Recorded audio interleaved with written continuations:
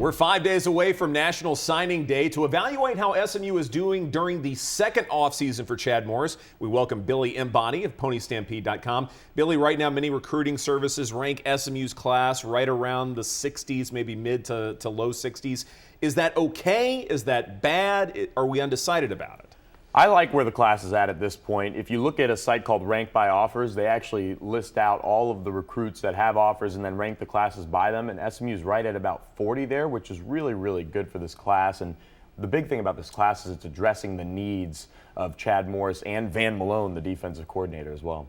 Now, last year they were in the 80s with an incomplete offseason, so there's that tangible progress. And you like how that progress is coming along slowly but surely. Yeah, absolutely, especially on the defensive side of the ball. They added a guy like Ken McLaurin, who even just last week picked up an offer from Missouri. He's going to stay with the Mustangs, it seems like, at this point, which he's pretty solid. And you add a lot of guys that do have those Power 5 offers, a lot of talent and explosiveness in the secondary and along the offensive and defensive lines. It really felt like watching this 2-10 team, that depth was a major issue, and you could almost argue that every position needed additional depth. How do you fix that in 1 year? Quantity and quality, of course. They're doing a great job. They've got about 6 defensive backs in this class, which will really shore up that secondary, which was pretty depleted. And then they added about 4, and they still have the possibility of adding a 5th along the defensive line. The offensive line is a really strong piece of this class, and that's where they're seeing a huge amount of improvement in the talent on this team. Now, as for the high end of the talent, there are a few 3-stars in this class, most recently Jordan Carmouche from Manville. Who are some of the undecideds, maybe 1 or 2 names that you can give me that really can make this class go and notable?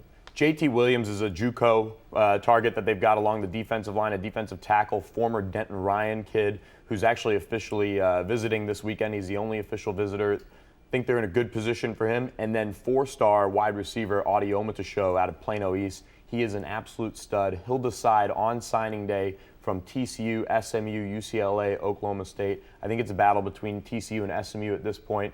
The staff has done all they can to get him, and they're in a really good spot going into that battle. Don't you just love those battles, that it still comes down to the Metroplex schools at the end of the day? It just has to happen, right? Absolutely, and TCU came in late, too, and it's been great to see Chad Morris, Gary Patterson really start to go after it head-to-head on the recruiting trail, and it's going to be exciting to watch, hopefully, from years to come. Perhaps the best sign that there is tangible progress in the Chad Morris era. Now, while you're here, I want to talk a little basketball with you. SMU suffered its first defeat of the season Sunday. How debilitating is that, do you think? Can this team still go 29-1? Do you feel like the conference title is still theirs to lose? I think at this point the conference title is certainly theirs to lose. I don't think they're going to go 29-1. I think they might have 1 to 2 losses ahead of them, maybe.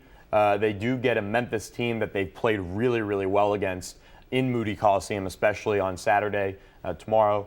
And so they'll have that ahead of them. I think the last couple weeks with the sickness that went through the team and about 3 games in 10 days really wore on them for that Temple game. And then it seems like throughout this season they've had a lot of games bunched up, and it hasn't seemed to affect them too much. But with only 7 scholarship players, eventually you got to feel like they're going to wear down, right? Yeah, especially against Temple, you saw it. They came back, closed it to 4, and you really thought they were in a good position there going into the last few minutes of the game, and they just kind of ran out of gas. They have to get back to shooting the 3-ball well as well.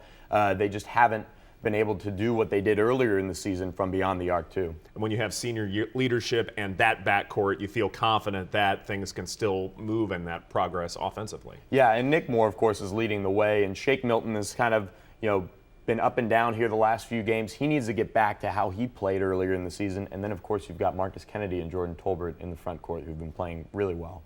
SMU basketball hosts Memphis Saturday night, 7 o'clock. Signing day is this Wednesday. Billy Embody, thank you so much for your time. Thanks for having me. And I'm Edward Egros, Fox 4 Sports.